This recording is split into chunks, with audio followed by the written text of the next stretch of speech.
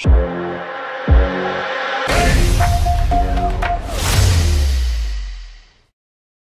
Everyone, आज के इस वीडियो में हम एक्सप्लेन करने वाले हैं एक क्राइम ड्रामा थ्रिलर मूवी को जिसका नाम है बैड सिस्टर, जो कि साल 2015 में रिलीज़ हुई थी।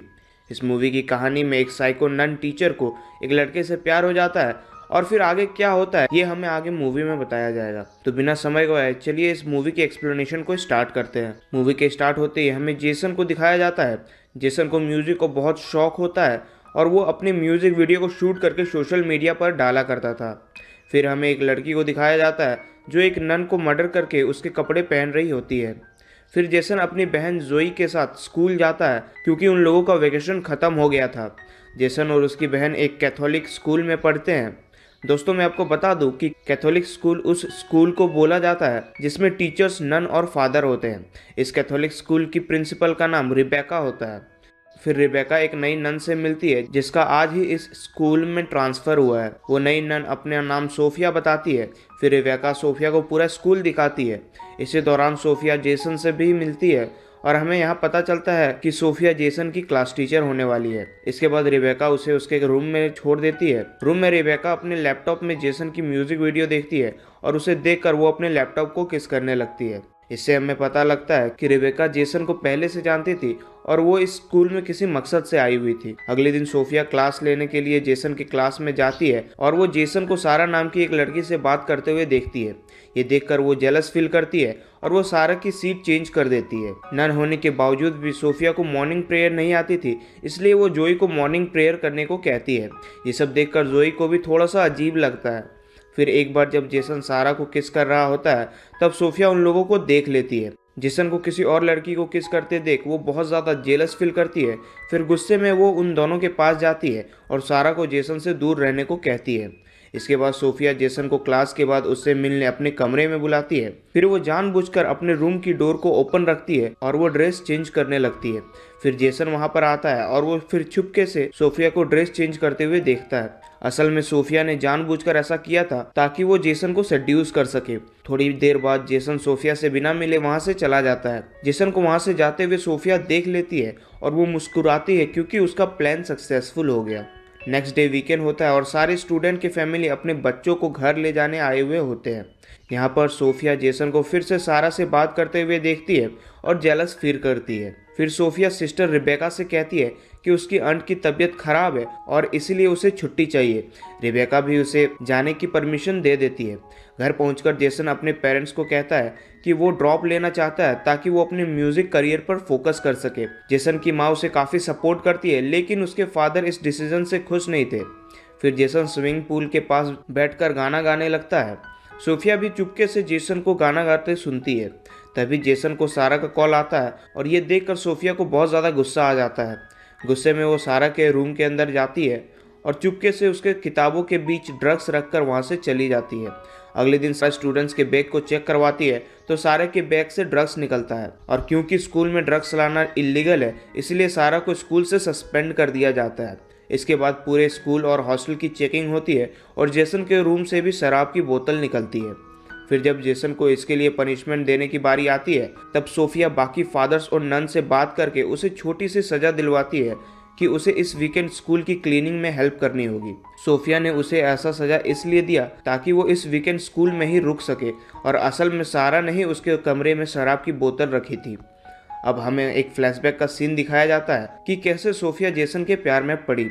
असल में सोफिया ने एक बार सोशल मीडिया पर जेसन के म्यूजिक वीडियो को देखा था और उसे पहली नज़र में ही उससे प्यार हो गई थी। फिर सोफिया जेसन के बारे में पूरी रिसर्च करती है। तब उसे पता चलता है कि जेसन के स्कूल में किसी सोफिया नाम की नन को हायर किया गया है। फिर वो उस सिस्टर से मिलती है और उसे जान से मार देती है। फिर खुद सोफिया बनकर जेसन के स्कूल आती है। इससे हमें पता चलता है कि सोफिया इसका असली नाम नहीं है। अब वीकेंड का समय फिर से आता है और जेसन और जोई दोनों स्कूल में रुककर स्कूल की सफाई करते हैं। इस सफाई के दौरान सोफिया भी जेसन की मदद करती है और उसे सेड्यूस करने की पूरी कोशिश भी करती है। उसी रात जब जेसन अपने कमरे में सो रहा होता है तब सोफिया जेसन के कमरे में आती है और अपने फ़ोन की रिकॉर्डिंग को ऑन करके साइड में रख देती है। फिर सोफिया अपने कपड़े उतार कर जेसन को किस करने लगती है। पहले तो जेसन को ये सब ठीक नहीं लगता क्योंकि सोफिया एक नन थी, लेकिन सोफिया के बहुत सेड्यूस करने पर वो खुद को रोक नहीं पाता। फिर दोनों इंटीमेट होते हैं। अगली सुबह हमें जेसन को दिखाया जाता है जो कि बहुत ज़्यादा गिल्टी फील कर रहा होता है क्योंकि वो एक नन के साथ सोया था। फिर जब जेसन के कमरे में कोई नहीं होता तब सोफिया उसके कमरे में आती है और जेसन के कपड़ों को स्मेल करने लगती है। तभी जोई वहाँ आती है और उसे देख लेती है। फिर सोफिया जोई को डांट कर वहाँ से भगाती है और जोई इसके बारे में जेसन को बता देती है। ये सब देखकर सोफिया को जोई पर बहुत ज़्यादा गुस्सा आता है और वो जोई को टेस्ट में कम मार्क्स देती है। जोई के लिए ये सब बहुत अजीब होता है क्योंकि वो क्लास की सबसे तेज स्टूडेंट थी। फिर जोई फिर से एग्ज़ाम देने के लिए क्लास में आती है तो वो देखती है कि टेस्ट पेपर डेस्क के ऊपर रखी हुई है। इसी दौरान सोफिया क्लास में आकर उसे वो टेस्ट पेपर देखते हुए देख लेती है। एक्चुअली में ये सब जो भी हो रहा था वो भी सोफिया का ही प्लान का हिस्सा था। उसने जानबूझकर टेस्ट पेपर को डेस्क के ऊपर रखा ताकि जोई उसे देखे और वो उसे ऐसा करते हुए पकड़ ले। फिर सोफिया जोई को लेकर प्रिंसिपल रिबेका के पास जाती है और उसे सब कुछ बताती है। रिबेका को पता था कि जोई एक अच्छी स्टूडेंट है और इसीलिए वो उसे सस्पेंड नहीं करती। दूसरी ओर इधर जेसन अपनी हरकतों के लिए अभी भी गिल्टी फील कर रहा होता है, इसलिए वो चर्च में जाकर गॉड से कन्फेशन करता है। यहाँ पर कन्फेशन बॉक्स के अंदर सोफिया आती है और फिर दोनों वहाँ पर भी मेकआउट करते हैं। कुछ दिन बाद सारा अपने घर में पार्टी रखती है और वहाँ पर जेसन को भी बुलाती है। जेसन को पार्टी में जाता देख सोफिया भी इस पार्टी में उसके पीछे चल देती है। पार्टी के अंदर सारा जेसन के क्लोज आती है और उसे किस करने लगती है। किस के दौरान जेसन सोफिया को याद करता है और फिर वो सारा को किस करने से रोकता है और फिर वो पार्टी से बाहर भी चला जाता है। पार्टी से बाहर आते वक्त उसके हाथ में शराब की बोतल थी, इसी वजह से एक पुलिस वाला उसे पकड़ लेता है, लेकिन वहाँ पर सोफिया आकर सिचुएशन को संभालती है। इसके बाद सोफिया उसे एक होटल में लेकर जाती है। यहाँ पर सोफिया फिर से जेसन को सेड्यूस करने की कोशिश करती है तो जेसन उसे कहता है कि जो भी वो लोग कर रहे हैं वो गलत है। फिर सोफिया उसे कहती है कि वो उसके साथ ज़िंदगी भर रहना चाहती है और उसके पास बहुत पैसे भी हैं जिससे दोनों साथ खुशी खुशी रह सकते हैं। सोफिया की बात सुनकर जेसन को काफ़ी अजीब लगता है और फिर वो गुस्से में सोफिया को डांट कर कहता है कि वो उसके साथ नहीं रहना चाहता। फिर वो वहाँ से चला जाता है। जेसन रोड के किनारे बैठा हुआ होता है, तभी उसके फादर उसके पास आते हैं और वो जेसन को अपने म्यूजिक करियर में फोकस करने के लिए सपोर्ट करते हैं और उसे ड्रॉप लेने की परमिशन भी दे देते हैं। ये सुनकर जेसन बहुत खुश होता है और फिर दोनों घर आ जाते हैं। अगले दिन वीकेंड खत्म होने की वजह से वो लोग स्कूल जाने के लिए तैयार होते हैं। सोफिया भी जेसन के घर के बाहर कार में होती है। उसकी हालत थोड़ी खराब होती है क्योंकि पिछली रात जेसन के कही गई बातों पर उसे बहुत बुरा लग रहा था। फिर सोफिया को वहां से जाते हुए जोई देख लेती है। सोफिया को यहाँ पर देखकर जोई को सोफिया पर और भी ज्यादा शक होने लगता है और उसे लगता है कि कुछ ना कुछ तो गड़बड़ है और इसलिए वो सोफिया की कार के नंबर को नोट करती है। फिर वो उस कार के नंबर पर रिसर्च करती है, तब उसे पता चलता है कि ये कार सोफिया के नाम पर ही रजिस्टर्ड है।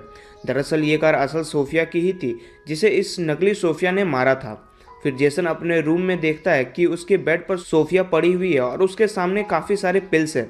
ये देखकर उसे लगता है कि सोफिया को पिछली रात वाली बातों का बहुत बुरा लगा और इसलिए उसने सुसाइड तो नहीं कर लिया और इसी कारण से वो पैनिक हो जाता है और फिर वो सोफिया को जगाने की कोशिश करने लगता है। तभी सोफिया उसे किस करने लगती है और हमें पता चलता है कि सोफिया बस जेसन के साथ प्रैंक कर रही थी। फिर जेसन को गुस्सा आता है और वो सोफिया से कहता है कि वो उसका कंप्लेन करेगा। फिर सोफिया उसे बताती है कि ऐसा करने पर सबको पता चल जाएगा कि नन और स्टूडेंट के बीच अफेयर चल रही थी। इस बात को सुनकर जेसन खुद को कंट्रोल करता है क्योंकि उसे भी पता था कि अगर वो कंप्लेन करेगा तो उसकी भी इमेज खराब होगी। फिर सोफिया उस रूम से निकलती है और जेसन को जोई का कॉल आता है जो उससे सोफिया के बारे में पूछती है। फिर जेसन जोई से कहता है कि वो बाद में उसे सब कुछ बता देगा। इसके बाद क्लास में प्रेयर के दौरान प्रिंसिपल रिबेका क्लास में आती है और उसके साथ सारा भी थी जिसकी गलतियों को अब माफ कर दिया गया था। वो क्लास में ये भी नोटिस करती है कि सारा को मॉर्निंग प्रेयर नहीं आती। अब क्योंकि सारा फिर से क्लास में आ गई थी इसलिए सोफिया जेसन को उससे दूर रहने को कहती है, लेकिन जेसन उसकी बात नहीं मानता और इस बात से सोफिया को बहुत ज़्यादा गुस्सा आ जाता है। फिर उसी रात जब सारा नहा रही होती है तब सोफिया उसके बाथरूम में घुसकर उसका सर दीवार में मार मार कर उसकी जान ले लेती है। इसके बाद वो एक साबुन को वहाँ पर रखती है ताकि सबको लगे कि ये बस एक एक्सीडेंट था। फिर जब जोई को सारा की लाश मिलती है तब वो शॉक होकर सबको इसके बारे में बताती है। इसके बाद यहाँ पर पुलिस आती है और सबको लगता है कि सारा का मरना बस एक एक्सीडेंट था, लेकिन जोई और जैक्सन को सोफिया पर शक हो रहा था, इसीलिए इसके बारे में जेसन सोफिया से भी पूछता है, लेकिन सोफिया इन सब पर इनकार कर देती है और अपनी और उसकी एमएमएस वीडियो को दिखाकर ब्लैकमेल करने लगती है। अब फिर से वीकेंड आती है और सब लोग अपने अपने घर चले जाते हैं। सोफिया रिबेका से कहती है कि उसकी आंटी की डेथ हो गई है और उसके फ्यूनरल के लिए उसे जाना होगा। ये सुनकर रिबेका उसे जाने की परमिशन दे देती है। उसी रात जब जेसन अपने फैमिली के साथ बाहर डिनर कर रहा होता है तब वहाँ पर सोफिया आती है और उन लोगों को ज्वाइन करती है। जेसन को ये सब देखकर अच्छा नहीं लगता और इधर जोई भी अपना शक क्लियर करने के लिए सोफिया से कई सारे सवाल पूछती है, लेकिन सोफिया ठीक से जवाब नहीं दे पाती, जिससे जोई का शक और भी ज़्यादा गहरा होने लगता है। इधर प्रिंसिपल रिबेका सोफिया की आंट के फ्यूनरल पर फ्लावर्स भेजना चाहती थी, इसलिए वो हॉस्पिटल पे कॉल करती है। कॉल करने पर रिबेका को पता चलता है कि सोफिया इतनी दिन से झूठ बोल रही थी। इधर जोई के बार बार पूछने पर जेसन जोई को अपने और सोफिया के अफेयर के बारे में बता देता है। अब ये दोनों का शक होता है कि शायद वो असली सोफिया नहीं है। तभी जेसन को याद आता है कि उसने सोफिया के कमरे में एक लैपटॉप देखा था। अगले दिन जब रिबेका सोफिया से बात कर रही होती है, तब जेसन और जोई चुपके से सोफिया के कमरे में जाते हैं और वहाँ पर उन्हें एक लैपटॉप मिलती है। उस लैपटॉप के अंदर असल सोफिया की कई सारी फोटोज होती है, यानी कि ये लैपटॉप असली सोफिया की है। जेसन को वहाँ पर एक दूसरी लैपटॉप भी मिलती है जो कि इस नकली वाले सोफिया की होती है। उस लैपटॉप के अंदर जेसन की कई सारे पिक्स होते हैं और इस लैपटॉप को चेक करने पर उन्हें पता चलता है कि इस नकली वाली सोफिया का रियल नाम लॉरा है। फिर दोनों इस लैपटॉप को एक प्रूफ के तौर पर प्रिंसिपल को दिखाने का डिसीजन लेते हैं ताकि सोफिया के खिलाफ एक्शन लिया जा सके।